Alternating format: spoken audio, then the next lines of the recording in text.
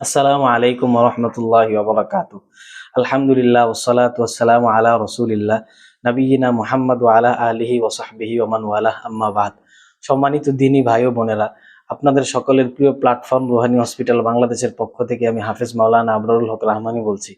আশা করি আপনারা সকলে ভালো আছেন এবং আল্লাহ রাব্বুল আলামিন আপনাদের সকলকে ভালো রাখুন, আমিন। আজকে একটি গুরুত্বপূর্ণ বিষয় নিয়ে আপনাদের সামনে উপস্থিত হয়েছি, যে বিষয়টি সকলের জন্যই ফায়দাজনক হবে বলে আমি আল্লাহ তাআলার কাছে আশাবাদী।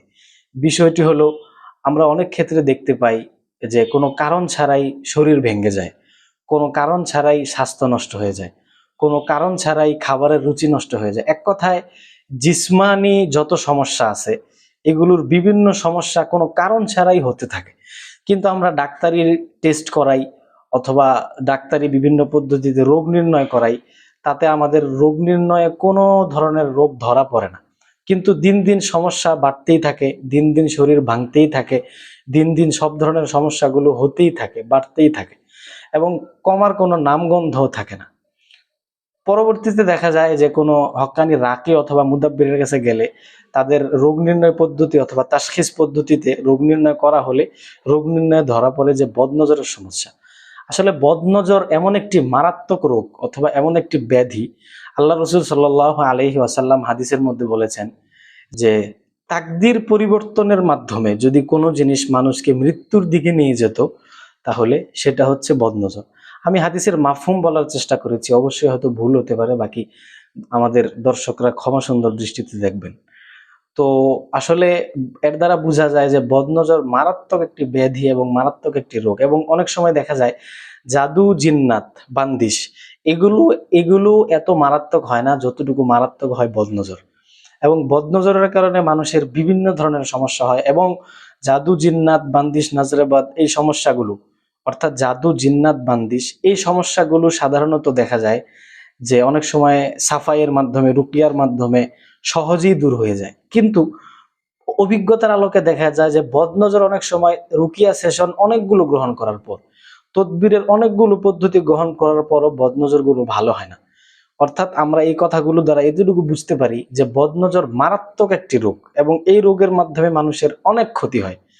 তো আজকে আমরা এই বদনজর দূর করার একটি গুরুত্বপূর্ণ আমল নিয়ে আপনাদের সামনে উপস্থিত হয়েছি এবং এই আমলটি যদি আপনারা গুরুত্বের সাথে প্রয়োগ করেন, ব্যবহার করেন, তাহলে আমি আল্লাহ তাআলার কাছে আশাবাদী বদনজর পরিপূর্ণ দূর হয়ে যাবে এবং আগের অবস্থা ফিরে আসবে এবং শরীর পরিপূর্ণ চাঙ্গা হয়ে যাবে ইনশাআল্লাহ। তো চলুন আমরা আমলের দিকে চলে যাই। আমলটি হচ্ছে সূরা কলামের শেষ 2 আয়াত, অর্থাৎ বিসমিল্লাহির রহমানির রহিম। وإن يكاد الذين كفروا ليزلقونك بأبصارهم لما سمعوا الذكر ويقولون إنه لمجنون وما هو إلا ذكر للعالمين। এই আয়াতটি 7 বার পড়ে পানিতে ফুঁক দিয়ে উক্ত পানি 7 দিন পান করতে হবে এবং 7 দিন গোসল করতে হবে।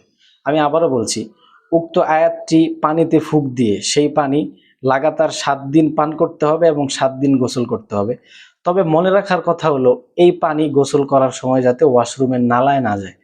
এজন্য আমরা একটা চমৎকার পন্থা অবলম্বন করতে পারি, সেটা হচ্ছে আমরা 1 মগ পরিমাণ পানির সাথে উক্ত পানি মিশিয়ে সামান্য শরীরটাকে ভিজিয়ে নিব, তাহলেই আমাদের এই গোসলের দায়িত্ব আদায় হয়ে যাবে ইনশাল্লাহ।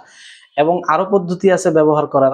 আমরা যদি চাই তাহলে এই আয়াতের নকশা বানিয়ে, নকশে মুসাল্লাস আতেশি অর্থাৎ 3 ঘর বিশিষ্ট আতেশি নকশা বানিয়ে সেটা যদি শরীরে মালিশ করে আগুনে জ্বালিয়ে দেই, তাহলেও ইনশাল্লাহ বদনজর দূর হয়ে যাবে। এবং যদি এই নকশা আবি চালে লিখে আমরা পানিতে ভিজিয়ে লাগাতার 7 থেকে 21 দিন পান করি, তাহলেও বদনজর দূর হয়ে যাবে ইনশাআল্লাহ তাআলা। তো আজকে এ পর্যন্তই। দেখা হবে অন্য কোনো দিন অন্য কোনো বিষয় নিয়ে।